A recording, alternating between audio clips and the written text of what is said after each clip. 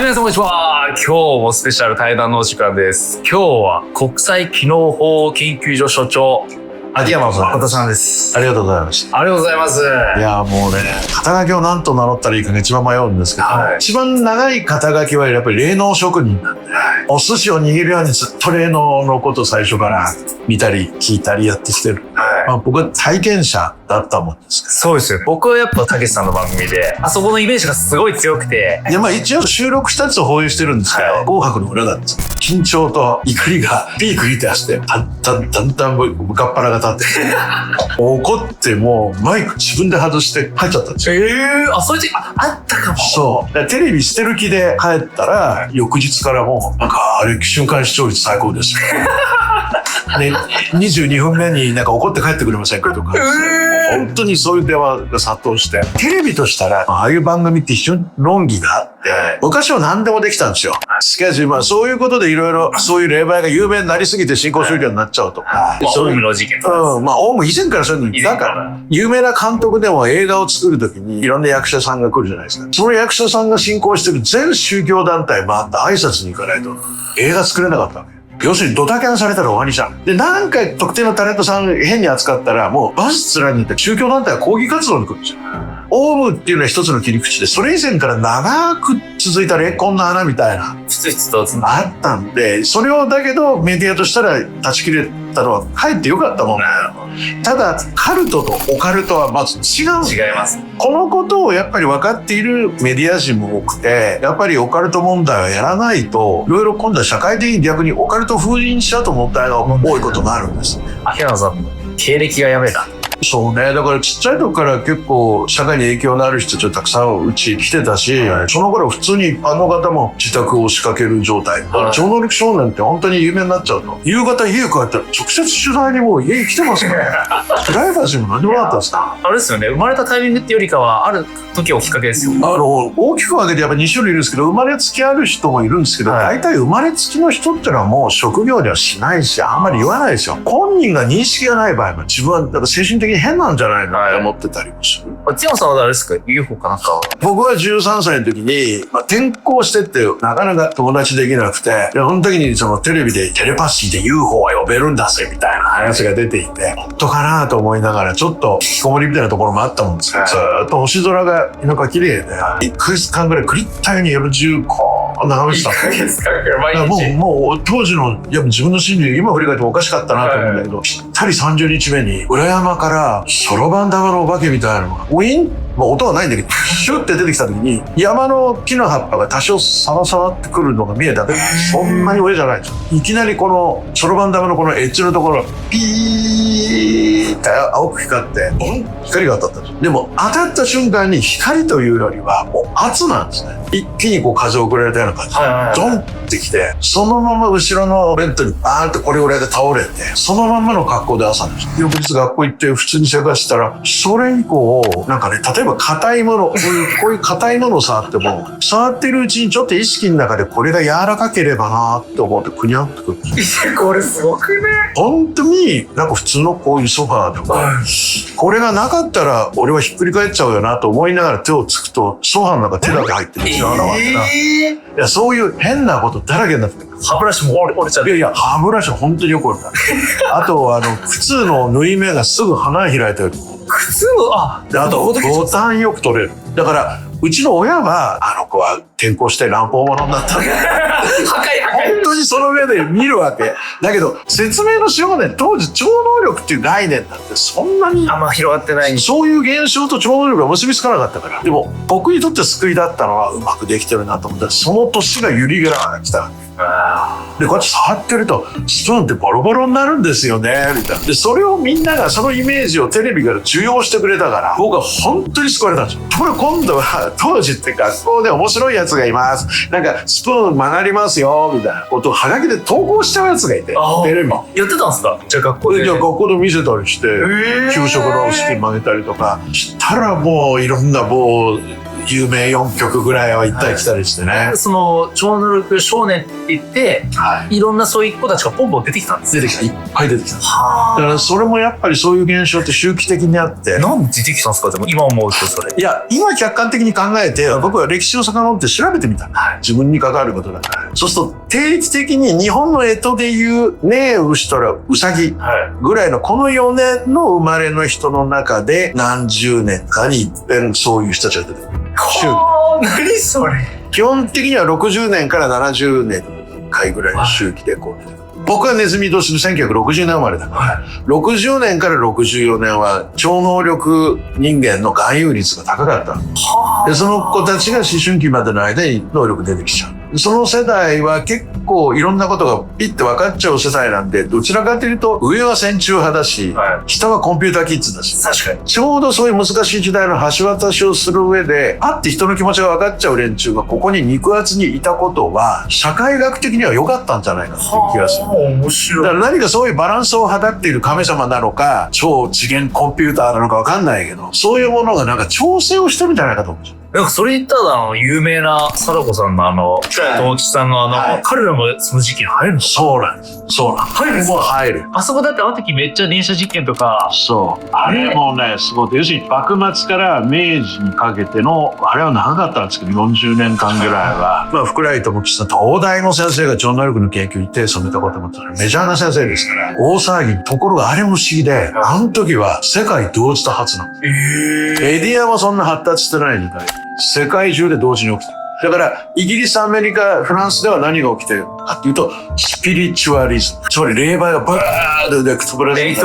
そういうのが、もう向こうでは大騒ぎ。まあ、それはフォックス姉妹事件っていうのは起点になるんだけど。はい、そうです。これもう本当だ、嘘だ、本当だ、嘘だ、大論争に巻き込まれて、この三姉妹が住んでた家に心霊現象で、ラップ音で、こういう音で霊が答える。で、もう誰が言ってもできるんで、すげえって話になって、いろんな人が詰めかける。でもその霊の正体聞いたら、昔この家で殺されて、地下の壁に塗り込められて、セールスマンだ。これ実際に掘ったら出てきたんですよ。セールスカバンと歯の一部と出てきて。だから、あるなしで言ったらあるで勝ちなんだけど、それも含めて怪しいとかもう本当に最初の起点になった事件なので、論争の種に未だになってるんです。でもなんか、超能力少年になってから、ベクターでしたっけ？はい。はい。そっから、コンタクティになるわけじゃないですか。だって、UFO 何回乗ってるんですか？数えた回数だけで200回以上なの。みんな乗ってる人は乗ってるんですよね。無意識。いや、恐れを激しく潜在意識の奥に残さないが彼らのルールなので、宇宙人側のルールなので。例えば夢だけで UFO と接触した夢を見たけど、すごく哲学的な示唆を受けた。こういう人いっぱいいるんですよ。逆説的に考えれば、夢だからっていつでも否定できるんですよ。本人が。だから怖くないわけ、そんな。だけど実際に乗せられちゃって降りてきた場合に、もう僕みたいな体験者というよりも視聴者になるしかないんですよ。自分の超能力も人権もそこから始まってるみたいなもんだから、向こう側からしたら僕がもう将来的にこうやっていろんなことを喋って、もう批判もあるだろうけれども、信じている人たちが実際にそれを社会生活の中で概念としてどう生かしたらいいのかっていうことを考えてくださる起点にはなるということは彼ら分かってるんです。そのベクターのある日突然現れたんですよね。はい。コンタクトに必要な恐れをなくすためのいろんなプラクティスがあるんですよ。で、最初ちょっとした記号が夜寝て目を閉じるとここにポンと浮かぶ。はい。おでこの内側に貼り付けられてるようにずっと見えるんです、ここ。じゃあ、もろここにか。それが妙なこう記号で、だからスケッチできるわけですよ。で、スケッチし終わると、ピッケッパラ。本に書かれてる全部記号です。そう。ノートこんなんだって、そのうち今度はその記号がムービーに変わるんですよ。彼らのムービーの作り方って、ピーって病院の亡くなった人の診断図みたいな、光の操作線のここにずっと走ってて、時々ピリピリ立体的な大きな物体の半分の輪郭みたいになって、それが今度はこう回るわけ。ガーって回ると。完全な立体系になって。なるほどね。で、それが今度は周りの光の明度が高くなって、完全な立体の金属質になってる。うわでもこれ何なんですかって聞くと答えが返ってくる。これは今我々がポピュラーにやってる UFO のボディの作り方です。型を作っといて、そこに外側から部品をテレポーテーションして中に。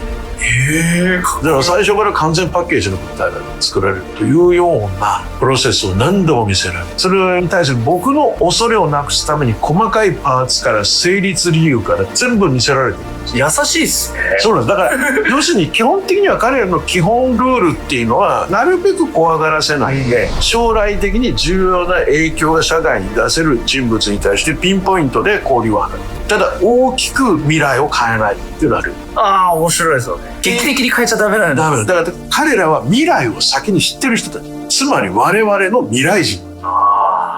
そうなんです。UFO とかさらわれてる時に、そういうのを見るんですか、よ。大きな俗に言う母船ですね。大体こう長細いやつと巨大な救急のやつがありますけど、その中へ小型円幕から乗り継いで乗せられると、全員いますから。しかも、なんか筒状のいろんなそうそう、母船の中はね、街ですよね。街だし、感覚がおかしくなる。つまり、外側から見た大きさと、明らかにおかしいだろうっていう広さが中にある。で、そもそも彼らは時間側から空間をコントロールできる。ここの部屋は多分1000年後にはもっと大きくなってるかもしれないし、存在しないかもしれないね。この時間の可能性をここに同居させたらどうなるか。入った途端になんだ広いなとかね。入った途端にこんな狭いとか。それは起きうるわけです。だから、超常現象って基本的には時間の混乱なんですね。ネスコのネッシー、雪男、あれ過去にいた動物ですよね。そうですよ。で、今出てくる。あの場所には時間がおかしくなってそっから出てきちゃう何かがある。そう、時間で全部解決できる。なるほど。幽霊、過去人です。そう、確かに。過去からのトラベラーが幽霊です。宇宙人がね。そう。宇宙じゃ未来。未来人でしたよね。だから僕たちはこんなところをこんなのと隙間の間で生きてるだけで。両側から来てる。面白いですよね。だからこの問題で超常現象を見ると正体がわかる。超常現象にはそのヒントが満載なんですよ。ジョン・A・キール、超常現象研究のアインシュタインって言われた人がいるんですけど、比較的最近亡くなってるんですけど、彼はある度そういう超常現象を予告して全部いろんな統計を取り直す。面白い。1500件になる。したらポルダーガイスト、ネスコの熱死、UFO、幽霊、全部なぜか月の23、24日に集中して起きてる。下手したらそのいろんな宗教の教団の教祖が最初に霊感を受けた日付っていうのは大体23、24日に。なんかあるんですね。まあ基本的には月の周期ですから、通り抜ける23、24日に通る多分空間に何か隙間がある。微弱ないろんな空間の歪みというか、その現象の歪みを測るのが乱数発生器っていうのがある。あれはもうね、今ね、世界中26カ所だったから仕掛けられる。あれっすね。911とかで。それの話。あれはやっぱ本当なんですか？本当なのよ。あの日に限って全世界で乱数発生器が異常な事前に2時間前に偏るやつ。なんだっつって乱数発生器が実際に狂いました。何か起こりましたとメディアに歌って何が起こるんですかみたいな話。ところが 9.11。もう全身鳥肌だと思う。だから人のその念とか、そういったのが全部連動してるじゃないけど。そう。要はそういう超常現象を起こす人間の集合模式の想念みたいなの。あれは結構希望じゃないけど、なんか繋がりそうだなと思って。そうですね。最後の突破口。だからもともとメディアっていうのは、メディアの霊媒のことについて。我々霊能者のことをメディアンって呼んだんです。これがメディアの語源です。要はメディア、能力者の声をみんな聞いてたから、それがメディアだったんですか？そう。それが国王とか宗教のボスたちが何を発信しても抵抗勢力としては唯一メディアン、霊能者とか巫女さんしかその抵抗勢力はなかった。僕はあんまり日本主義を表に出すけど、毛頭ないけど、すごくここは霊能者の割合が多い島国なんです。だから霊能言葉みたいなものが日本語の中に多いんですよ。ああ、そうか。例えば絵を見ててね、なんかこの画角、この空の描き方寒いねって言うから、温度で言うなよ。確かにね。でもそれでわかるって、これ翻訳してみってアメリカ人に理解させてみって論文書けるぜ。表現方法がすごいんですよ。もともとテレパシックでオカルトなんですよ。でも時代的には、ええ今どうなんですか？この時間が持てることが僕は、確かに確かに。いや、本当に泣きそうなぐらい今嬉しくて。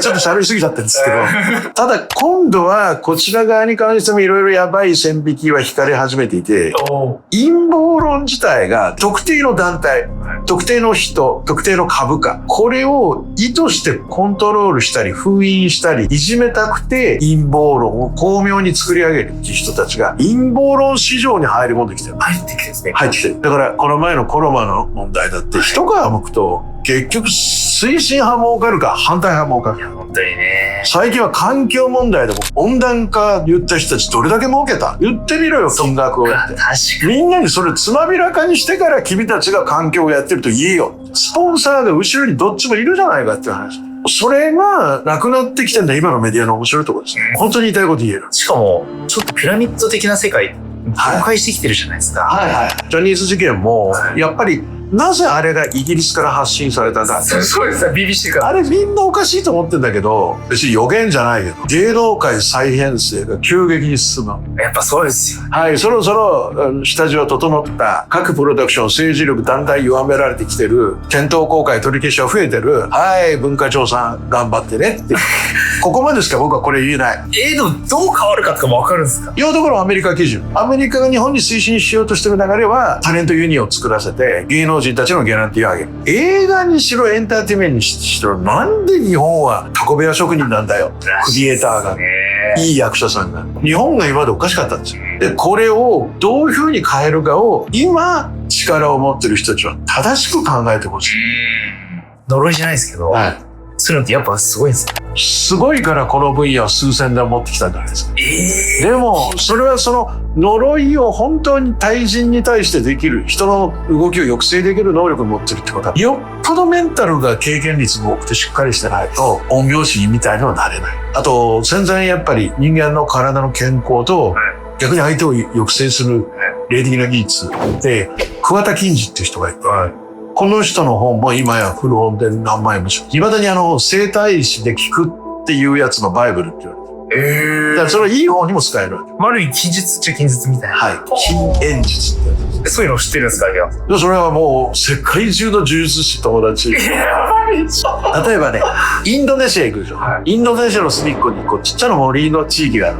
この地域だけを統括する大臣がいる。つまりこの地域って呪術師だけの村なの。うわここつねられるともう首相バタバタなくなったりする。そういうことですよね。とんでもない。本当につい最近までそれがあって、でその大臣もちゃんとまた岩田に行って、その大臣の血筋だけがその人たちと話をできる。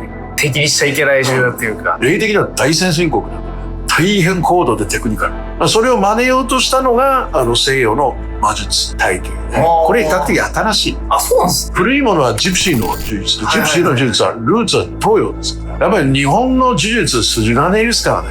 何千年もですから。だから天皇家はもう呪術すべて知ってる体系の頂点にある霊的な技術の最高峰にある神道の教祖だ。神道ってのは本当は呪術体系ですから。本当は山岳修験の悪い奴は抑える糸黄門ですよ。これがあったからこの国は伸びてきた。逆に言うと明治以降の西洋教育はこの体系を破壊するために徹底的に分かった上でやってる。今もやってると。今もやってる。例えば、はって気がつくと、我々って子供をイギリスの海軍の軍服と陸軍の軍服着せて学校に行かせるから。あれ学校体制が進んで15歳までに学校教育をやるってことになった時に明治時代。学校が地方に作られていくんですけど、それが親たちは子供をバカにする。なぜバカにすると思ったかっていうと、子供に親がまず専門の徒弟教育をちっちゃい時からさせてデッチ暴行させるんですよ。で、専門家の下についてずっとかんざし作ったりとか、紙職人やったりとか。ところが、その一芸を秀でていくだけで何を身につけるかっていうと霊的能力なんですよ。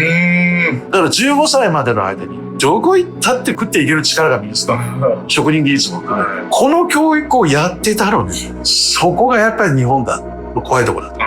全部奪い上げて、本当に実用性の少ない教育をして、僕は本当によく言うのは陰謀は正々堂々と行われるっていうことです。もうみんなの目の前で起きてるってことですよね。ただなんか僕気になったのが、が、これ2025年7月って、あまりにもみんな認知してるじゃないですか。だからこれどっちに行くかだよね。で、認知しちゃうと変わる気がして。そう、だからあの予言って今度は予言を社会がどう捉えるかっていう重要なデータケースを向こうが実験してるから。面白い。逆に実験してる。みんなが信じたから起こるのか、意識化させたから逆に封じられるの。で、どっちに転がってもおかしくないですよ。おかしくない。だからこの二分率がどう変化するのか、我々がようやくそこを学習しなきゃなんなくなってきてるから。ね、ある意味僕たちのその思いとか、念を試されてる気持ち。つまりさ、僕たちがさ、未来を変えようと思った時に、念をどういうふうに考えたらいいのか、そのことが今回のたつき亮のアニメでは試されている。言っておくことは、当たった人の2回目がなかなか当たらないっていう法則がある。これはジェーン・ディクソンにしても、ノストラダムスにしても、ノストラダムスの予言って、まず1999年に週末なんか全くどう読んでも予言してないんですよ。あれは政治的な意図があって日本では週末予言と翻訳されたんです。あれ政治的なんですか？はい、もうバリバリ政治的に。そういう解釈にしたってことですか？したっていうことです。当時週末論の本が出れば、もう人がたくさん来る団体があったので、そこが仕掛けたと僕は言ってます。で、事実、本の翻訳者のじいさんは、そこの団体のメンバーだった。あ、そうなんだ。まあ、それはね、ここに置いとくとしか。僕の推測でしか、勝手な妄想。で、もう一つは僕ね、携帯で見れる夢分析のサイトやってるんですよ。俳優夢診断ってやつなんですけど、別に見ても見なくてもいいです。それで、毎日、だいたい日本中10万人前後の人がどういう夢を見てるか。全データが入る。それ面白いですよね。みんな打ち込んでくれるんですか？そう。だからすごいデータじゃないですか。いや、それはすごいことがいくつか分かっていて、集合無意識の夢のパターンを読むと予知ができる。あんまり逆に言い過ぎると逆の影響が出ちゃう。そうだよね。完璧なデータにじゃなくなっちゃって。だけど、これだけは意外と健康で、あんまり言っても変わらないなって感じてるのは歯の夢です。巨大地震の2ヶ月前ぐらいに突如歯の抜ける夢とか歯にかかる夢が聞く。歯の落ちる夢とかよく夢なら出てくるじゃないですか。昔はナマズって言われたんですが、今は歯の夢です。突然上がってきます。地震の前だと。はい、2ヶ月前です。すっごい時代性が出ることは事実で、2011年っていろいろあった年なんですよ。そう思うのね。はい。集合無意識すごいなと思ったんですけど、それまでずっと鉄壁に1位の夢アイテムって車だったんですよ。やっぱり日本が車で支えられてるって絶対信念が集合無意識であって、自分で操縦して前へ進むもの、未来に希望があるアイテムなんですよ。なるほどね。それが2011年、突然2位と入れ替わったんです。2位何？ 2位トイレ。トイレ？捨てたいものが多くなった。だから変えたいから、やばい予言も現実化させちゃえも強く働いてると、ある意味、天変地起きてくれって思ってる。起きてくれって思ってる面もある。多いってことですよね。だからでもその天変地異起きてくれっていうのは変わってくれっていう祈りだから、一体どこで噴出して騒ぎになるのか、どこで爆発するのか。夢って何なんですか？時間を超えてふるさとに帰る。ふるさとに帰る。里帰り時間。肉体がトラベルすることはあるんですか？あります。肉体自体が。ちょっと前にね、有名なコンピュータ会社のトップが、奥さんと二人うち来てさ、うちの主人って時々行方不明になるんですよ。タイムトラベラー。飛んじゃうんです。肉体ごと？ジャンパー、肉体ごと。で、とうとう、携帯で飛ぶ瞬間と、ジャンパーいるやん。いるんだ。いる。そのジャンパーとしての発想が IT 開発には功を奏してるわけ。何それ。霊感の実は秘密って、でもね、これいいか。いや、大丈夫、言っちゃう。要するにね、霊感ってね、触覚でイメージを味わうようにすると勝手に出てくるの。つまりさ、鮮明に思ったことが現実化するってよく言うじゃん。引き寄せの法則。この30年引き寄せ言われ続けて何にも日本引き寄せてない。確かにね。何が失敗してんのか。でも、ポジティブシンキングは確かに多くのものを生み出してきたんですよ。実はイメージを現実化するのに一つだけハードルがあって、触るっていうことなんです。つまり、将来住んでる家があったら、床もソファーも触覚でイメージする。もうリアルに。これ、触る。ある意味そういういい家具屋とかに行って、本当に。今は買ってもないけど、触ってこのイメージで新しい家とかを、車だったら試乗会。イメージして触るって妄想でもいいから感じることなんです。触覚に移行させると現実化ってものすごい早いんですよ。あと、本当に人をこう、ちゃんと理解する直感が欲しければ、パッって人を見た瞬間、全身がどうなるか。これに触れた瞬間に全身がどうなるかを見る。重いなと思ったら何が入る？最初の 0.2 秒に 100% の答えを必ずよぎってる。自分の体の反応を見るんですか？そう。全身の反応で、パッと見た瞬間の感覚を見るの。人とかだ誰でも、そうその人を見た瞬間、自分がどう、そう。で、わかります。これを一番よく、理由は分かんないけど知ってるのは格闘家なんですよ。組んだ瞬間に分かんない。僕も柔道やったら分かんないけど、直感っていうのは最初の 0.2 秒の全身の印象。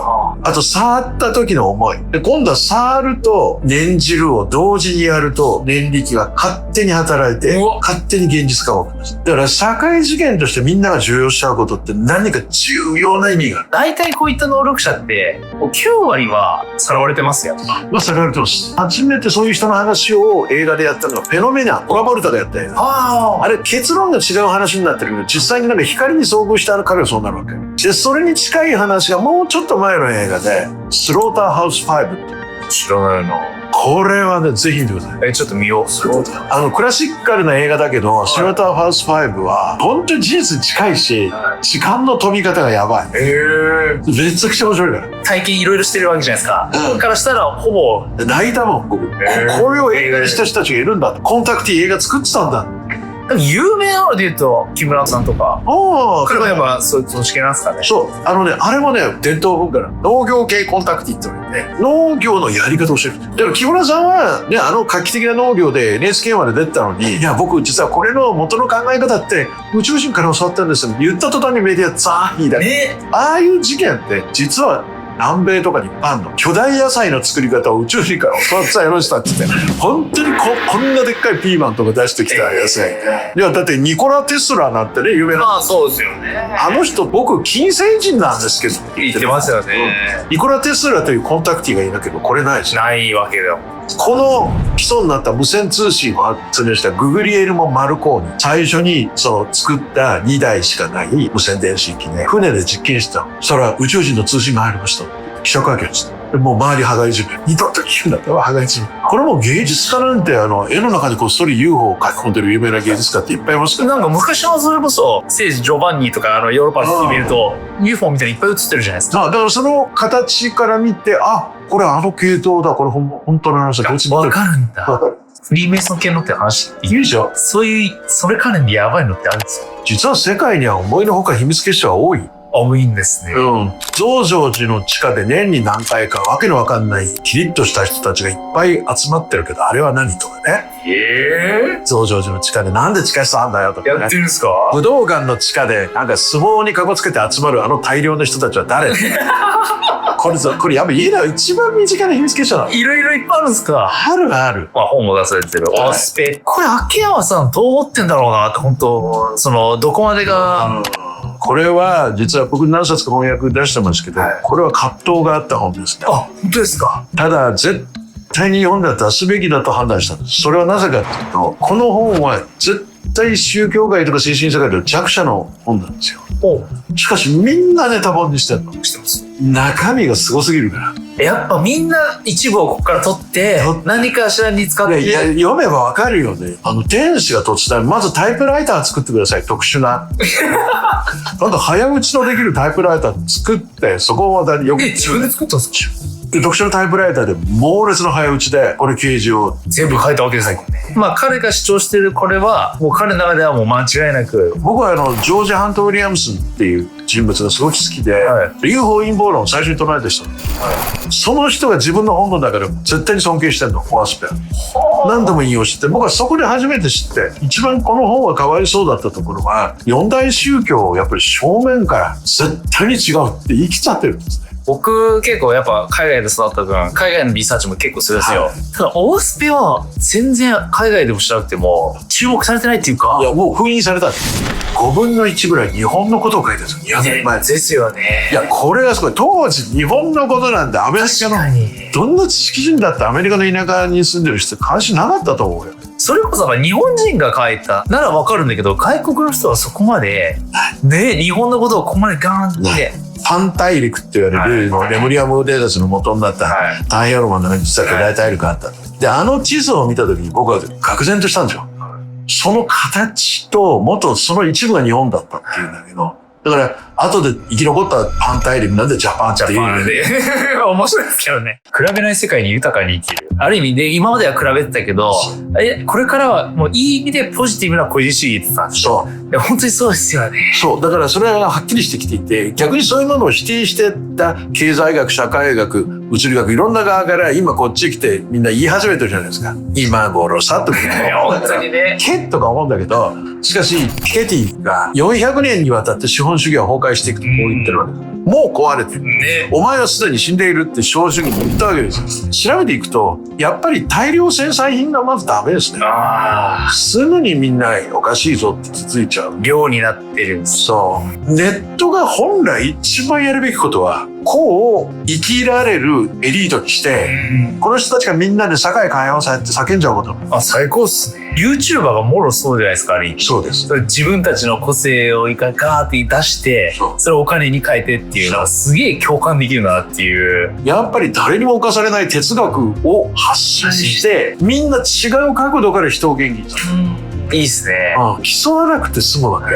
へんてこメディアに侵されずに済むわけ。そうですね。陰謀論をぶち破れるのはその観点しかない。例えば怪談 YouTuber 今人気だと。でも怪談っていうのはその中に人をいじめたらさ、生き量飛んでくんだよみたいな話があって、やっぱりそういう日本的な概念の発信としては怪談ってすごいツールなんだけど、それが分かってる YouTuber は意外と少ないのかもしれない。だから怖いを分からせるのね。だんだん嘘の話、かっこいい話いっぱい作っちゃってみんなに見抜かれる。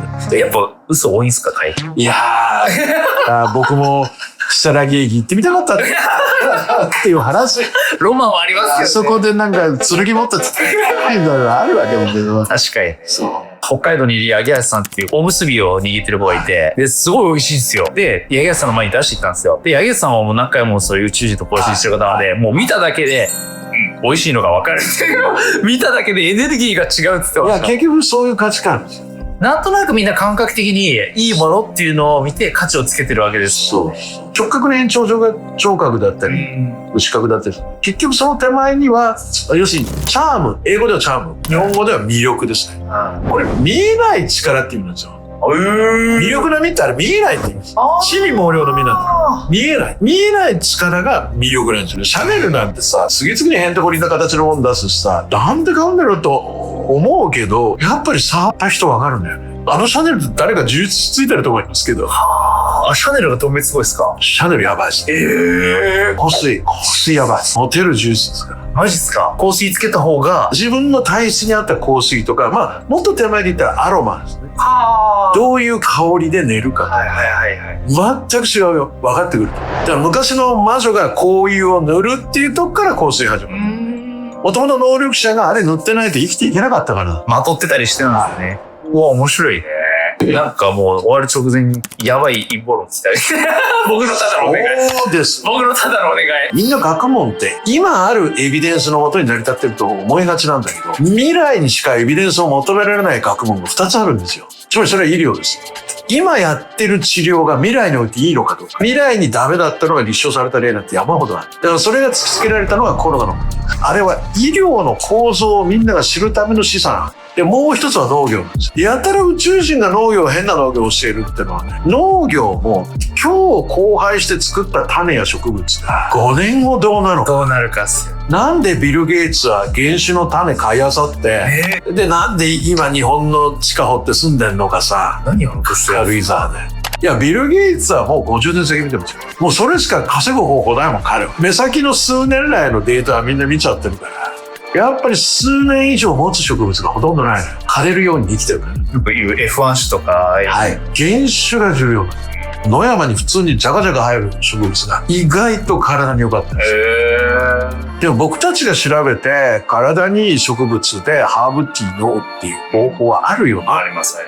で、それやり始めると風水が分かってくる。確かに同じ食べ物なのに全然違いますもんね。だから我々がやっぱりさ、森っていう世界で住んでて、あそこで生きてた時に学んだこと、体で感じたことっていうのは、今我々が実は一番必要なことなんですよ。なんかみんなで言っておきたいことあります？あの世から見たらこの世はこう見える。これ仮のタイトルなんで、そんなようなタイトルの久しぶりに霊的世界どういう風に紐解いたらいいっていう。ちょっとやばいところで手突っ込むんですけど。で、やばい写真も載せてるし、結構後書きと前書き両方で最近の僕の気持ちを思いっきり書いてる。またよかったら。両方やっちゃっいや、本当にありがとう。いや、ありがとうございます。ちょっとなんかまだ聞きたいことが無限にあるんで。いや、また呼んでください。ぜひ、ちょっとね。いや、ありがとうございます。いえいえ、とんでもない。ありがとうございました。